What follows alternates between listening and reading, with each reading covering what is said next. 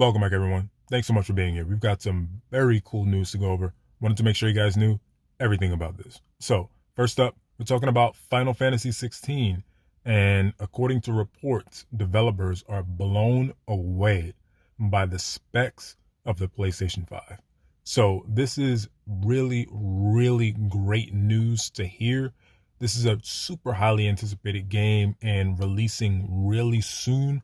So it's amazing to have developers oozing with praise over the PlayStation 5 after the fact that the game has already gone gold and it's on its way. I can't wait to get my hands on this one. So let's check out the article a little bit more and see what else it has to say here.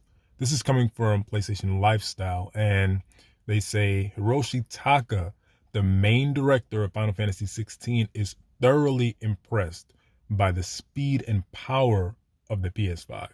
In particular, he points to the console's memory size and SSD speed as something that separates it from the pack. How many times have we heard this, you guys, when the PlayStation 5 was first releasing, about all the work they did to put into that SSD?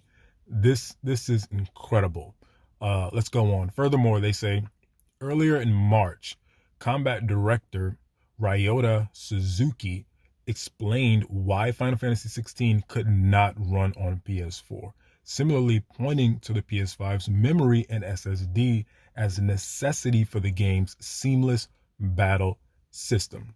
In an official PlayStation blog post, Takai explained that many consoles fail to strike the right balance between the capabilities of the hardware and the size of the memory. This is primarily why he was struck by the PS5 specs. He was simply, quote, blown away by the speed of the console's internal SSD. Furthermore, they say it's only thanks to the size of the PS5's memory that Square Enix could render all of the characters and environmental models in the game. In addition to the lighting and shadows, it allows for seamless transitions between the game's resource-intensive gameplay to equally intensive cutscenes and back again. So, guys, this struck me as something super important and super cool. As I said, you remember back when the PlayStation 5 was first revealed, they touted the importance of that internal SSD. And you remember, guys, they were boasting speeds of 5 gigs per second raw and up to 10 gigs compressed. Back then, it seemed like absolute massive overkill what PlayStation was doing, and a lot of gamers didn't quite understand. But even then, I felt like they were future-proofing their console, and they believed they created an incredible new SSD technology that was going to be the future of gaming. They believe that read and write speeds, they believe that an incredibly efficient and powerful internal SSD was going to be what was necessary to create and to flourish in these incredible games. And it seems like they were right.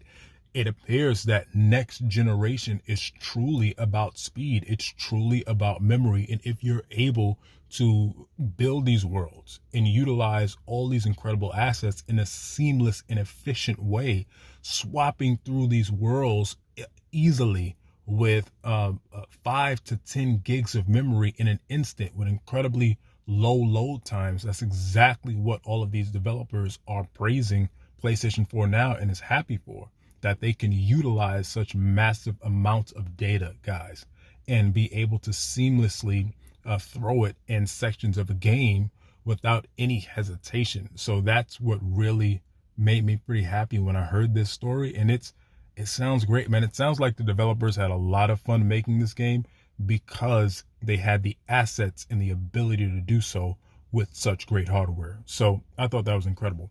Furthermore, they say here that Takai also reveals that the PS5 DualSense adaptive triggers and haptic feedback will enhance the feeling of lifting up heavy gates and items and with riding chocobos, which I thought was pretty cool, actually. It also will convert sound effects to haptic data so that you can portray something as subtle as movements in the air. that is very cool to hear that they're also digging deep into the DualSense technology and are going to use it in effective and creative ways. That reminds me kind of Returnal, when they utilized the DualSense to have haptic feedback on rain that was falling on the main character's head or her helmet throughout the game. I thought that was super cool, and I would hear that sound effect through the controller, and I would feel that sensitive vibration on the controller itself. I thought that was amazing. So let me know what you guys think about all this. It's a lot of information. It seems like the developers are very happy with this game, and it's around the corner. So will you be picking it up? I know I will. Let me know what you guys think. Next up, we're talking about Diablo 4, and developers released some mind-blowing stats about the recent beta of the game.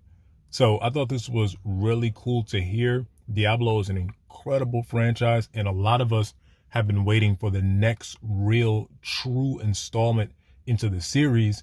And we know that Diablo 4 is coming out this year.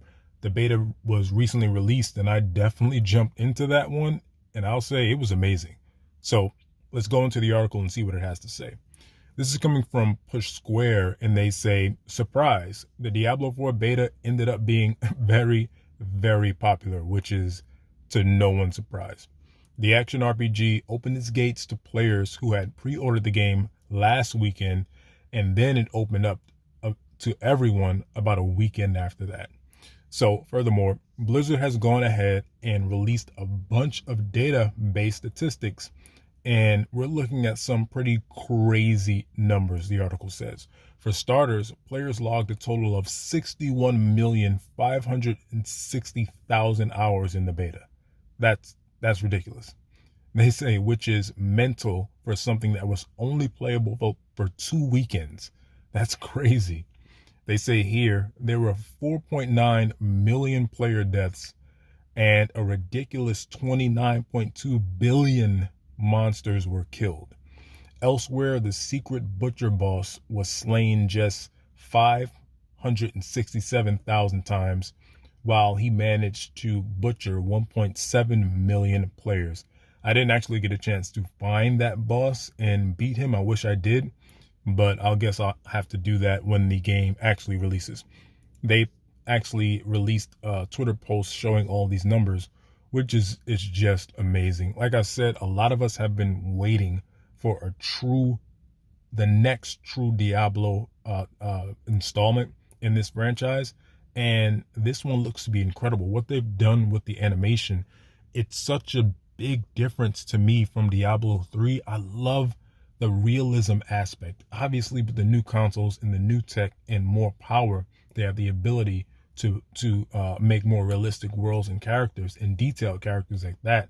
But the artistic style just seems so different from Diablo 3 to me.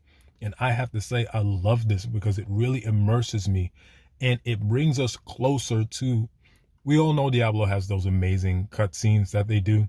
And now the gameplay actually feels like it is representative of that. It's much closer to it. And I will say that is amazing. I enjoyed that beta. So furthermore, they say here, it's no real surprise, but the two most played character classes were Sorcerer and Necromancer. I gotta say, I definitely believe that's true because I was in the Necromancer class, I gotta say, and it was pretty cool. The two magic-based heroes were probably the outright strongest classes in the beta, at least until later levels, and both were good fun to actually play as. I can definitely confirm that. They say here, all in all, Blizzard says this was the biggest beta in Diablo history, which is impressive. So the question is, did you guys take part in it and did you enjoy it? I will say again, I had so much fun with that beta. I can't wait for the game. It's coming out this year. Between that and Final Fantasy, guys, we're going to have an absolute excellent next few months. But what do you guys think about all this? Are you excited for Diablo 4? And did you check out that beta? If you did, what do you think about it? Do you think it will be better than Diablo 3? And do you like the changes they've made, like stylistically? And when it comes to Final Fantasy 16, what do you feel about that one, guys? Developers are praising it, and they're praising the power of the PS5 specs and its SSD. Do you feel that that's going to make a super huge difference with what they can do in the game? Let me know what you guys think about all that, man. And Thanks a lot for being here as always. If you like this video, consider giving it a like and maybe subscribing. Would appreciate that so much. Thanks a lot, guys. Catch you later.